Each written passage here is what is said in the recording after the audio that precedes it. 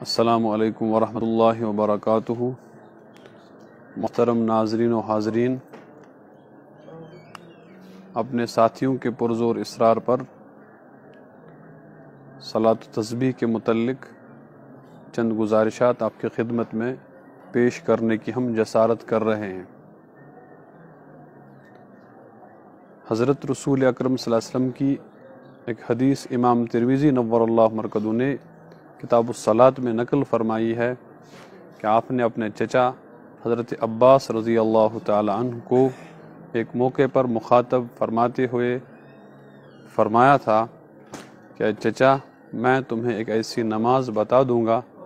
اگر آپ سے ہو سکے تو آپ اس کو ہر دن پڑھا کریں، اور اگر نہ ہو سکے تو ہفتے میں ایک بار پڑھا کریں، اگر نہ ہو سکے تو مہینے میں ایک بار یا سال میں ایک بار یا کم از کم زندگی میں ایک بار ضرور پڑھ لیجئے گا۔ فائدہ اس کا یہ ہے کہ اللہ تبارک و تعالی اس کے ذریعے آپ کے گناہوں کو معاف فرمائیں گے،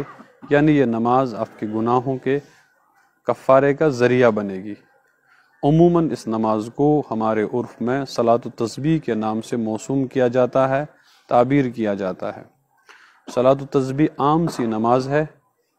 اس کے اوقات بالکل وہی ہیں جو اوقات عام نوافل نماز کے لیے شریعت نے مقرر کر رکھے ہیں۔ آپ کے علم میں یہ بات ہونی چاہیے کہ شریعت نے نفل نمازوں پر 2 جگہ پابندی عائد کر رکھی ہے۔ جب آدمی فجر کی اذان سنے گا یا جب فجر کی اذان آپ کے علاقے میں ہوگی، فجر کی اذان سے لے کر طلوع آفتاب تک کا جو زمانہ ہے، اس زمانے میں شریعت نے نوافل پڑھنے پر پابندی عائد کی ہے۔ ٹھیک اسی طرح جب آپ اپنی ظہر عصر کی نماز سے فارغ ہوں گے، آپ نے اپنا عصر فرض ادا کر دیا، تو عصر کے فرض ادا کرنے کے بعد سے لے کر مغرب کی نماز تک شریعت نے نوافل پڑھنے پر پابندی عائد کی ہے۔ یہ صلاۃ و تسبیح بھی نوافل ہی سے تعلق رکھتی ہے، اس لیے ان 2 اوقات میں اس کو نہیں پڑھا جائے گا۔ اس کے علاوہ جب آپ چاہیں، جب آپ کو موقع میسر ہو تو آپ اس کو پڑھ سکتے ہیں، دن میں یا رات میں۔ یہ نمازیں، جو نماز صلاۃ و تسبیح ہے، 4 رکعتیں پڑھی جاتی ہے، عام نمازوں کی طرح۔ جس طرح آپ سنتیں اپنی پڑھتے ہیں، ظہر کی سنتیں ہیں، یا آپ عصر سے پہلے کچھ نوافل پڑھتے ہیں، تو یہ ایک سلام کے ساتھ، یعنی یہ 4 رکعتیں آپ کو پڑھنی ہیں، بیچ میں آپ کو 2 رکعت پہ سلام نہیں پھیرنا ہے، بالکل ویسے ہی جیسے آپ ظہر کی 4 سنتیں ادا فرماتے ہیں۔ ظہر کی 4 سنتوں میں آپ سورہ فاتحہ اور اس کے ساتھ ایک سورت ملاتے ہیں، یہاں بھی آپ کو ایسا ہی کرنا ہے، یعنی ہر رکعت میں سورہ فاتحہ اور ایک سورت ملائی جائے گی۔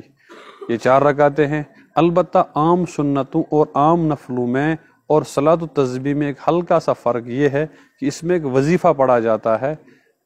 اس وظیفے کو آپ اپنے عرف میں، اپنے زبان میں کلمہ تمجید سے تعبیر کرتے ہیں، یا جس کو ہم عرف میں تیسرا کلمہ کہتے ہیں، سبحان اللہ والحمد للہ ولا الہ الا اللہ واللہ اکبر، یہاں تک پڑھنا چاہیں، یا اگر اس سے آگے بھی پڑھنا چاہیں، شریعت اس کی بھی گنجائش دیتی ہے۔ یہ ترتیب میں آپ کو 300 بار اس پوری نماز میں پڑھنا ہوتا ہے، پڑھا جاتا ہے۔ ترتیب اس کی 2 طرح سے احادیثی میں بیان ہوئی ہے، ترمذی ہی میں یہ دونوں طریقے وہاں وارد ہوئے ہیں۔ امام ترمذی رحمہ اللہ نے اس پہ بحث بھی وہاں کی ہے۔ پہلا طریقہ جو بہت آسان ہے، آپ تکبیر تحریمہ کہہ لیجئے، اس کے بعد ثنا پڑھ لیجئے، جس کو ہم عموماً اپنے عرف میں نماز ہنز کنز تعبیر کرتے ہیں۔ تو ثنا پڑھنے کے بعد یہ تسبیح، یہ تیسرا کلمہ 15 مرتبہ پڑھ لیجئے گا۔ اس کے بعد اعوذ باللہ، بسم اللہ، سورہ فاتحہ، اس کے ساتھ جو بھی سورت آپ کو یاد ہو پڑھ لیجئے۔ سورت مکمل کرنے کے بعد آپ 10 مرتبہ اس تیسرے کلمے کو اور پڑھ لیجئے۔ قیام کی حالت میں یہ 25 مرتبہ ہوا۔ اس کے بعد اللہ اکبر کہتے ہوئے رکوع میں چلے جائیے۔ رکوع کی تسبیح جو سبحان ربی العظیم پڑھی جاتی ہے، 3، 5، 7 جتنی مرتبہ آپ کو پڑھنا ہے پڑھیں۔ اس کے بعد رکوع ہی کی حالت میں اس کو 10 مرتبہ اور پڑھنا ہے، تو یہ رکوع سمیت 35 مرتبہ ہو جائے گا۔ سمیع اللہ لمن حمدہ کہتے ہوئے کھڑے ہو جائیے، ربنا لک الحمد، کھڑے کھڑے ہاتھوں کو کھلا چھوڑے ہوئے اس کلمے کو 10 مرتبہ اور پڑھ لیجئے، جو اس کلمہ تیسرا کلمہ ہے،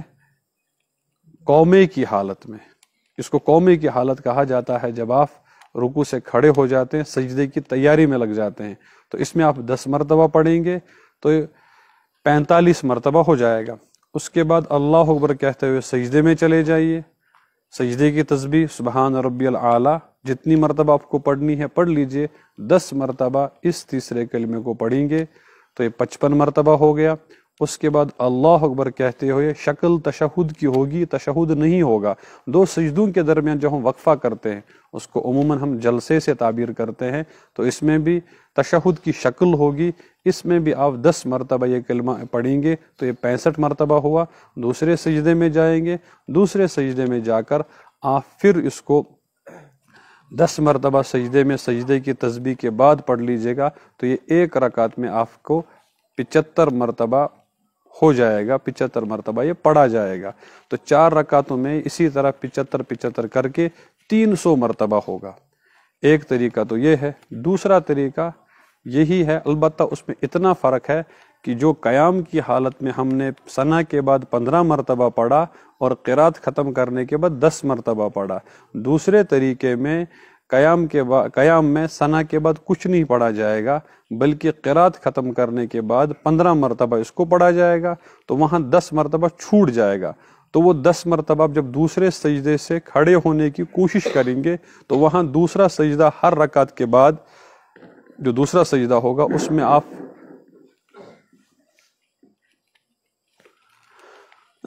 دوسرے سجدہ میں آپ بیٹھیں گے، شکل تشہد کی ہوگی جس کو عموماً جلسے تورک سے تعبیر کیا جاتا ہے، اس میں آپ 10 مرتبہ اس کو پڑھیں گے، اور یہ جب دوسری رکعت ہوگی، دوسری رکعت کا دوسرا سجدہ ہوگا، وہاں آپ اتحیات پڑھیں گے تو اتحیات سے پہلے اس کو پڑھ لیجئے، اس کے بعد اتحیات پڑھ لیجئے گا، کیونکہ آپ کو یہ رکعت کا پڑھنا ہے۔ تیسری رکعت میں آسان ہے، چوتھی رکعت میں اسی طرح پڑھ لیجئے گا، تو یہ بھی 75 مرتبہ ہوگا۔ آپ ہر رکعت میں 75 کرتے یہ 300 مرتبہ قرار پائے گا۔ اس میں گھبرانا نہیں ہے، قرات اس میں فرض ہے عام نمازوں کی طرح، رکوع سجدہ اس میں فرض ہے عام نمازوں کی طرح۔ یہ جو ہم نے وظیفہ آپ کو بتا دیا یہ اس میں فرض نہیں ہے، مسنون ہے، اس لیے اگر تعداد میں کمی کوتاہی ہو جائے گی تو گھبرانا نہیں چاہیے، اس پر کوئی سجدہ سہو لازم نہیں ہوگا، بلکہ اگر آپ کو کسی جگہ پڑھنے میں غلط فہمی ہوئی کہ میں نے کتنا پڑھا تو عقل یعنی کم کو لے لیجئے، مثلا آپ کو 10 اور 12 پڑھنے میں شک ہوا تو 10 کو لے لیجئے، اس لیے کہ اگر اس میں 300 کے بجائے یہ 325 ہو جاتے ہیں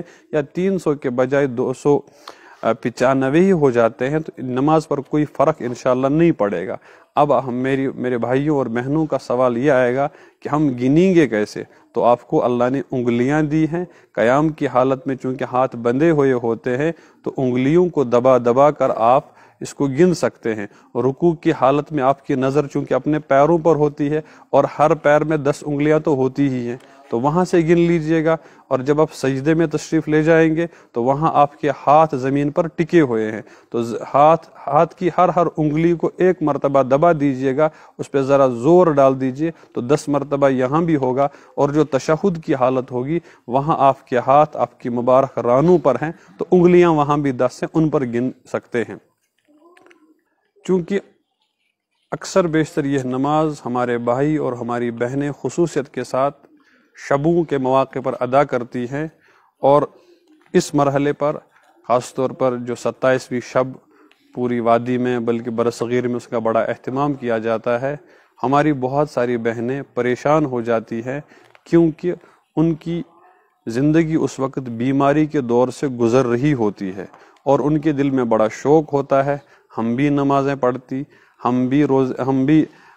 قرآن کریم کی تلاوت کرتے، لیکن ہمارے ساتھ عذر لاحق ہوا ہے جس کی وجہ سے ہم نماز بھی نہیں پڑھ سکتے ہیں، ہم تلاوت بھی نہیں کر سکتے، تو وہ اپنے آپ کو شاید محروم القسمت سمجھتی ہیں۔ ایسا بالکل سوچنا نہیں چاہیے، یہ چیز اللہ تبارک و تعالیٰ کی طرف سے پیدا کردہ ہے، اللہ نے یہ پیدا کی، یہ آپ کے صحت مند ہونے کی دلیل ہے۔ شریعت نے تلاوت اور نماز پہ تو پابندی عائد کی ہے، البتہ دیگر ذکر و اذکار سبحان اللہ، الحمدللہ، استغفر اللہ، درود شریف یا دعاؤں کا اہتمام کریں، وضو وضو کیجئے، مصلی لیجئے اور اس پر بیٹھ جائیے، حیات نماز کی بنائیے اور اللہ سے خوب گڑ گڑا کر مانگیے۔ آپ کو ارادہ ہے میں تلاوت کرتی اگر یہ عذر نہ ہوتا، آپ کو ارادہ ہے میں بھی صلاۃ و تسبیح پڑھ لیتی اگر یہ عذر نہ ہوتا، تو آپ کے ارادے اور نیت کی وجہ سے جنہوں نے پڑھا ان کو جتنا اجر و ثواب ملے گا، آپ کو امید رکھنی چاہیے آپ کو اپنے اس ارادے کی وجہ سے بھی اتنا ہی ثواب اللہ تعالیٰ مرحمت فرمائیں گے۔